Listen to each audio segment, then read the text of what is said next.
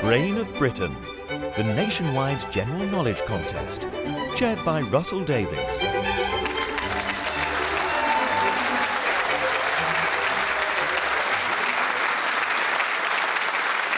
Thank you very much. Hello, it's the third of our 4 semi-finals of Brain of Britain 2018. And once again, we're welcoming back those who've come through the last 3 months or so of heats with flying colours. Not just the outright heat winners, but the top-scoring runners-up are back in the mix too. We'll lose no time in meeting today's contenders once again. Hello, I'm Clive Dunning. I'm a teacher from Stockton-On-Tees. Hi, I'm Garry Holland from Oxfordshire, and I write about the Eurovision Song Contest. Hello, I'm Julia LEMAGNEN. I'm a retired company director from Whaddon in Buckinghamshire. Hi, I'm Tom Williams. I'm a personal assistant from London.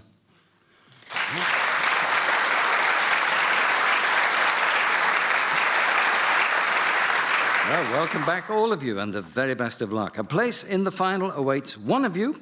The rules are the same as ever. No alarms, no surprises. Let's start round 1 with your first question, Clive Dunning.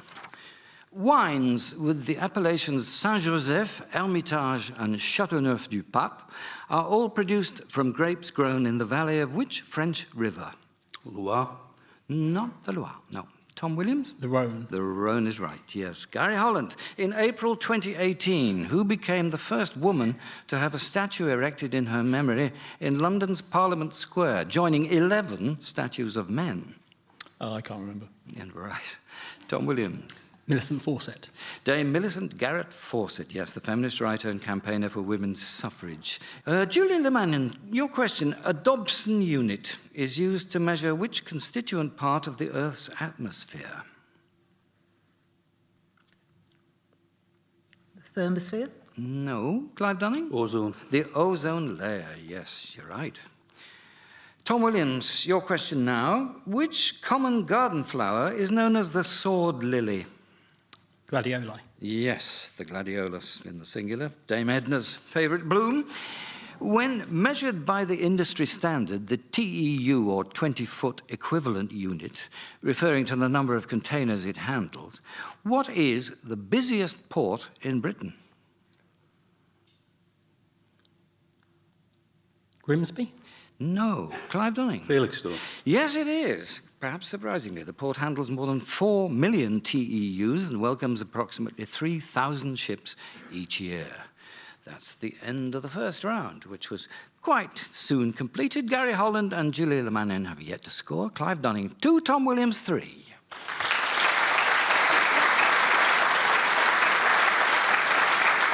We dash on with Clive Dunning. In which modern-day South American country will you find the birthplace of Simón Bolívar? Venezuela. Yes, full title, the Bolivarian Republic of Venezuela. With which Berkshire village, where he was born in 1891, and which provides the setting for many of his pictures, is the artist Sir Stanley Spencer associated? Cookham. Yes. Which BBC radio programme that began in 1946 and ran for many years on Radio 4 had hosts including Stuart McPherson, Richard Dimbleby, Franklin Engelman and Brian Johnston? Down Your Way.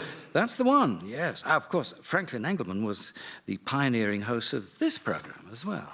The metre, the mole, the Kelvin and the second are all examples of what are called SI units. What do the letters SI stand for in this phrase? Système International. Yes, in full it's called the Système International d'Unité of units.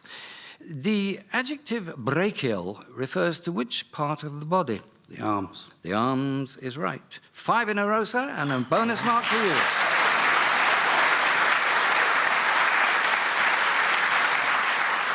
Well deserved indeed. Garry Holland, we come to you now. The 29th of August 1882 is an important date for cricket lovers, for it was on that day that England lost to Australia at the Oval, leading the Sporting Times to carry its famous mock obituary of the game, in which it declared that English cricket had died and that its body would be cremated and its ashes taken to Australia. Later that year, England toured Australia under the captaincy of which cricketer, the future 8th Earl of Darnley? Oh, it's not W.G. Grace, but I'll say that. No, it wasn't, indeed. Does anybody know? No. Yes, Clive Dunning. Jardine? It wasn't Jardine. He came along quite a bit later. No, nobody knows. It was Ivo Bligh. He was indeed the other Captain Bligh. Right, Julia LeMagnen, don't give away the ending, it's the only one we have, was the tagline for which major film of 1960? Ben-Hur. No, Gary Holland. Psycho? It was Psycho, yes. Tom Williams, in literature, an eclogue is a short pastoral poem that typically takes the form of a dialogue and focuses upon the lives of those who followed which specific rural trade, as typified in a 1579 poem by Edmund Spenser. Weavers. Not weavers, no, Clive Dunning. Shepherds. Shepherds. Edmund Spenser's The Shepherd's Calendar is the classic example of an English eclogue. Scores have been calculated, and they are like this. Julia LeMagnen yet to score. Gary Holland 1, Tom Williams 3, Clive Dunning now 9.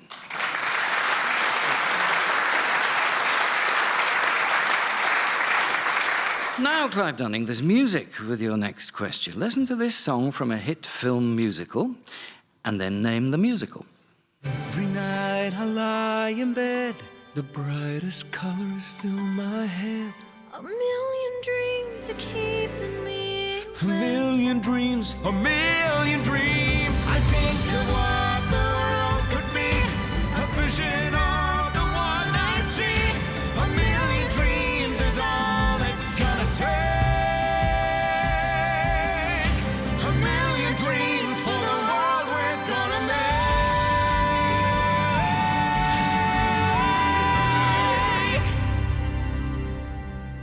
For the world we're gonna make.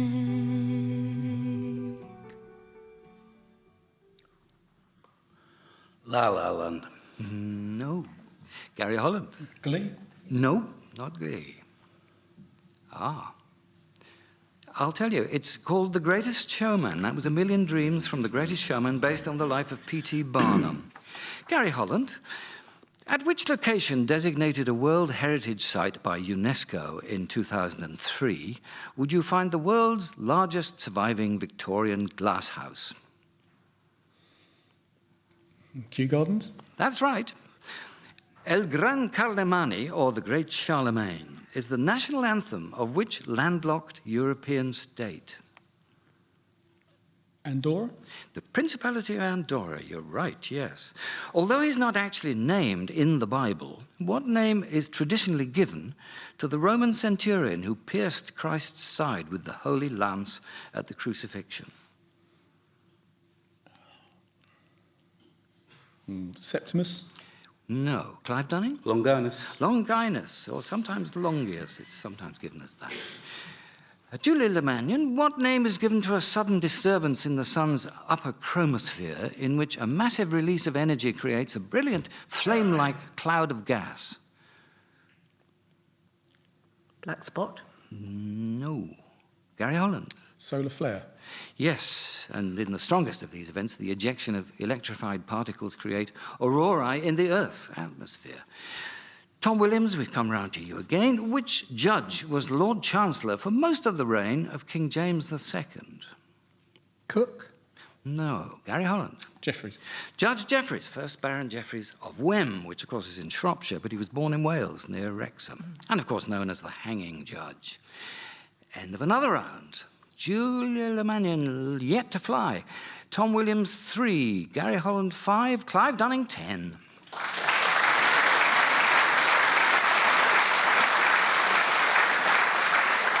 All right, Clive Dunning again. The best-known works of which Victorian poet, the son of one of Lytton Strachey's eminent Victorians, include Dover Beach, The Scholar Gypsy, and Thyrsis? Matthew Arnold. You're right, yes. When Edward I's wife, Eleanor of Castile, died in 1290, he vowed to raise a cross to her memory at every place where her body rested on its way to Westminster. Only 3 of the original 12 crosses survive, and I'd like you to name any one of the 3 places where you could find them. Waltham. Waltham Cross, indeed, that will do. That's perhaps the best known of them. Geddington is the other one, and Hardingstone near Northampton. Born in 1899, who held the position of Director General of Hostels to the Ministry of Supply during World War II? Yeah, I don't know. Right. Gary Holland? Hugh Dalton? No. Julie LeMagnen? Bevan? No. No, Tom Williams doesn't know. It was Billy Butlin, founder of the nationwide holiday camp chain. So there. Gary Holland, which poet entered the House of Lords when ennobled in 1884 as the first Baron of Aldworth and Freshwater? Alfred Lord Tennyson? Alfred Lord Tennyson, precisely so. With hits such as The Look and Joyride, which band is the second best-selling Swedish pop act after ABBA? Roxette. Yes, you're right again. What type of condition is indicated by the medical suffix malacia, as in osteomalacia and gastromalacia? Pain? No. Might be worth a guess. Tom Williams, yes. Thickening? No. No more tries coming. Yes, Julian LeMagnen. Inflammation? No. Nobody else. No. It's the abnormal softening of some part of the body. Julie LeMagnen, we come round to you again. Robert Galbraith is a pen name used by which author for a series of detective novels published from 2013 onward? J.K. Rowling? Yes, the books published under the name Robert Galbraith all feature her detective character Cormoran Strike. The Angerstein collection formed the nucleus of which major art gallery when it opened in 1824? The Royal Academy? No. Clive Dunning? Hermitage. No. Gary Holland? Uffizi? Nope. Tom Williams? The Tate? No. Even more elemental than that, the National Gallery. It was originally housed in John Julius Angerstein's house in Pall Mall until it relocated to Trafalgar Square. Tom Williams, what two-word colloquial name was given to the necrosis of the jawbone that afflicted workers engaged in the manufacture of matches? Fossy jaw? Phossy jaw, P-H-O-S-S-Y, that's right. Phosphorus necrosis, caused, of course, by the exposure to phosphorus. John Henry Brodribb became a significant figure during the late 19th century. By what name was he better known?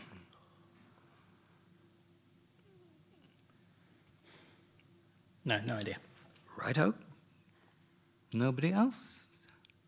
This came as a surprise to me, I must say. It's Sir Henry Irving, the great actor, the first actor to be knighted in 1895. End of another round. Julia LeMagnen now 1, Tom Williams 4, Gary Holland 7, Clive Dunning 12.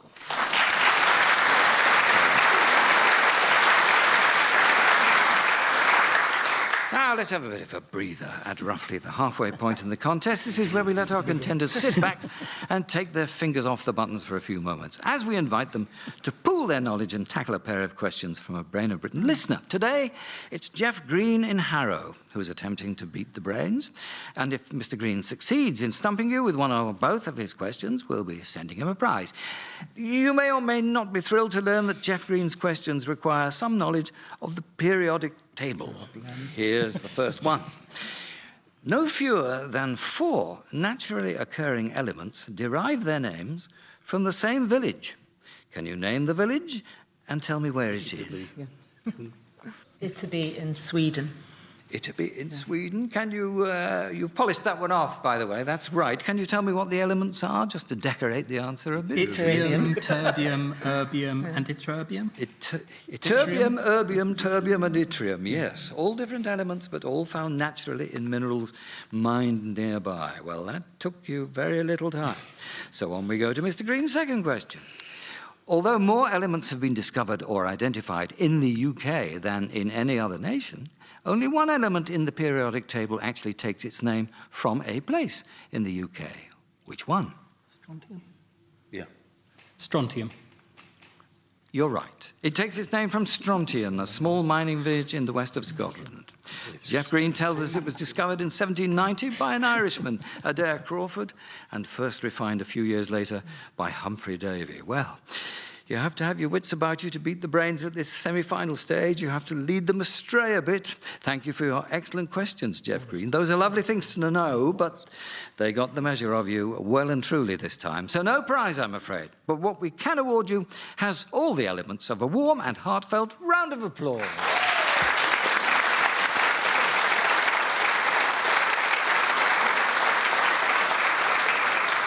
One of the shortest Beat the Brains on record, I think. Please do keep sending us your question ideas during the remainder of this series, or indeed while we're off the air for the rest of the year. We'll look at them carefully when we're preparing the 2019 series. And as long as you provide us with your contact details, we'll make sure we give you advance notice if we decide to use them. Let's resume the semi-final, as things get very tense again with your next question. Clive Dunning. Maurice Herzog's best-selling account of a 1950 Himalayan climbing expedition that saw him lose most of his fingers and toes to frostbite is regarded as one of the classics of mountaineering literature. Which mountain, one of the 10 highest in the world, provides both the subject and title of that account? Annapurna?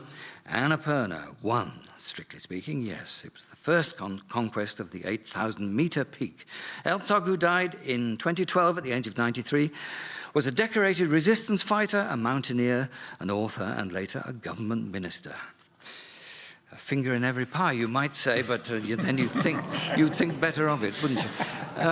The alliance of Central European countries that comprises Hungary, Poland, Slovakia, and the Czech Republic is collectively known by which name that means high castle in Slavic languages? Visegrad? Visegrad, the Visegrad Group or Four, yes. An arrangement of magnetic fields used to confine plasma is known as a magnetic what? I don't know. Ah, right. I don't think anybody does. Yes, Tom Williams might. Cage? No. Any guesses? Yes, Gary Holland. Circuits. Nope. Julian Madden's not going to go. Bottle is the prosaic answer, a magnetic bottle.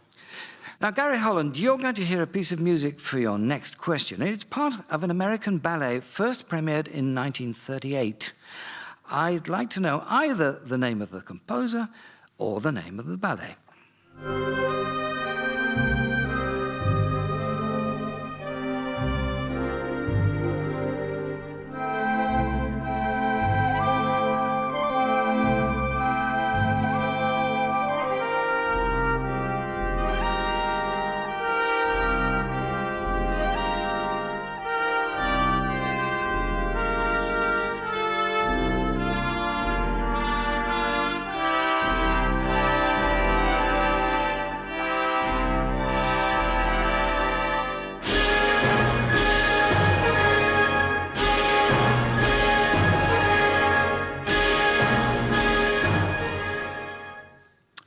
Copeland.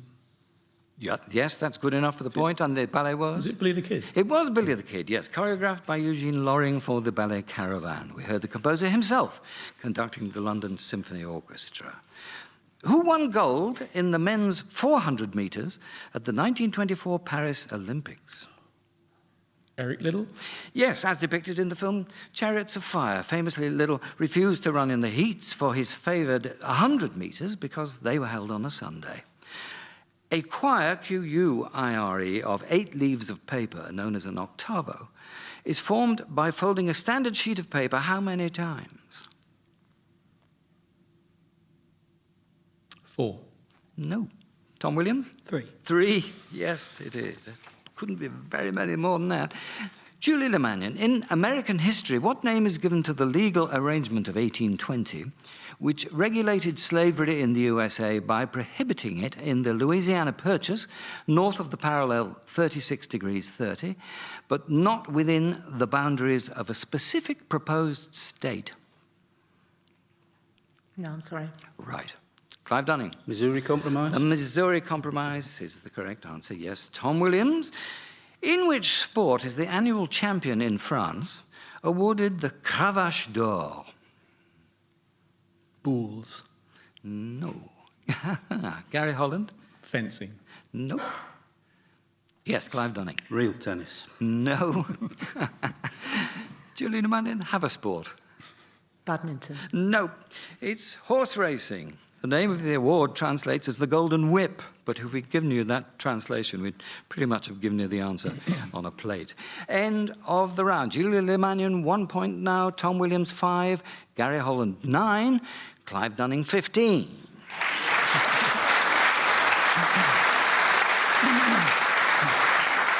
Returning once more to Clive Dunning. Who was the last British Prime Minister to have their remains interred in Westminster Abbey? Alec Douglas-Home. No. Gary Holland? Gladstone? Nope. Julia LeMagnen? Disraeli? No. Tom Williams? Salisbury? No, much more recent, but not that recent, I must say. Clement Attlee, the first Earl Attlee of Walthamstow, whose ashes were interred there in 1967. Gary Holland, which 5-letter word can be used to describe a young, unfledged pigeon or a thickly stuffed, soft cushion? No, sorry. Right. Clive Dunning. Squab. A squab. Yes, S-Q-U-A-B. Julia LeMagnen, it's time for a sound clip for you. It's a piece of music by George Gershwin, originally written for a 1937 Hollywood film featuring Fred Astaire and Ginger Rogers. What sort of activity does it depict?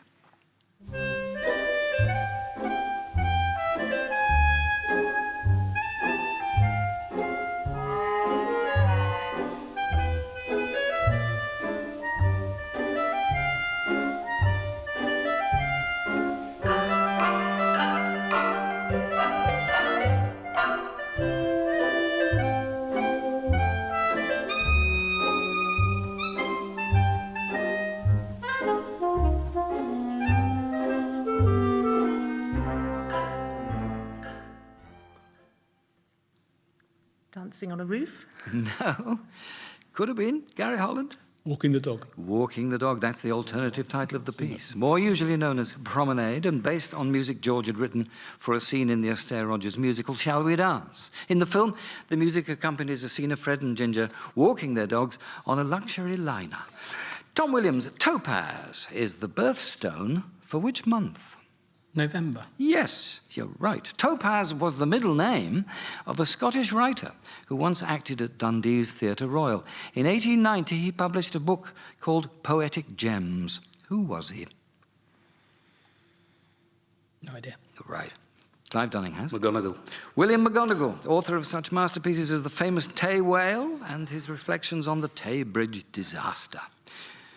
Calculations done for the end of that round. Julie LeMagnen 1 point still. Tom Williams 6. Gary Holland 10. Clive Dunning 17.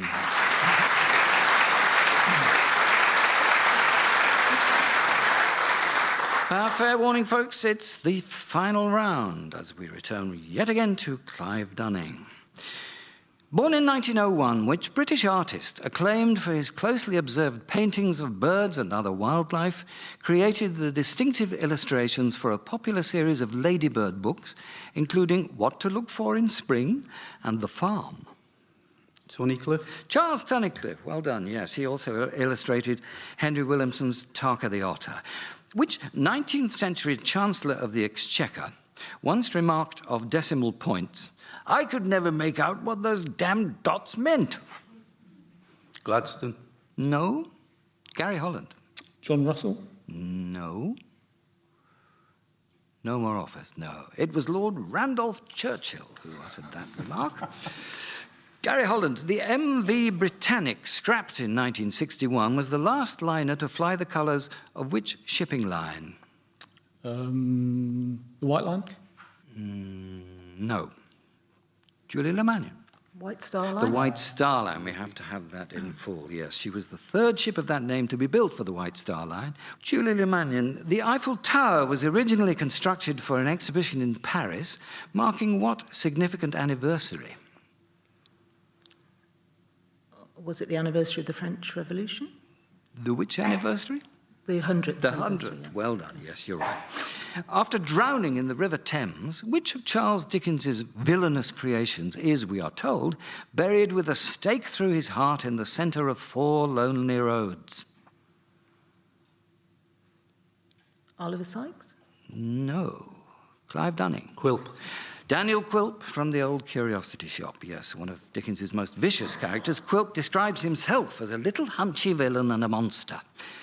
Tom Williams, you're about to hear from a Glasgow pop group whose popularity with critics has never been matched by commercial success. Formed as long ago as 1996, they released some new material in 2018. I'd just like you to tell me the name of the group. I left my washing in the laundrette. You can put some money on it, you can place a little bet that when I see my washing, the black will be grey and the white will be grey, but the blues are still blue. I'm crying out for my mum. If the malady don't go away, we're in a little trouble with the boss of the company. I'm a singer, a swinger, I'm a layabout, but laying on the dock and the lazy sun will never quite relegate me to the bum. Belle and Sebastian. Yes, named after a French TV series about a boy and his Pyrenean mountain dog, first shown on British children's television in the late 60s. Which actress, also known for her roles in the 1970s TV series The Lovers and Man About the House, plays Mary Shakespeare in the TV comedy Upstart Crow? Miranda Richardson. No. Clive Dunning Paula Wilcox. is the right answer, yes. And it's the end of a round, not only that. It's the end of the third semi-final of Brain of Britain 2018, with the final scores standing at Julie LeMagnen 3 points, Tom Williams 7, Gary Holland 10, Clive Dunning 20.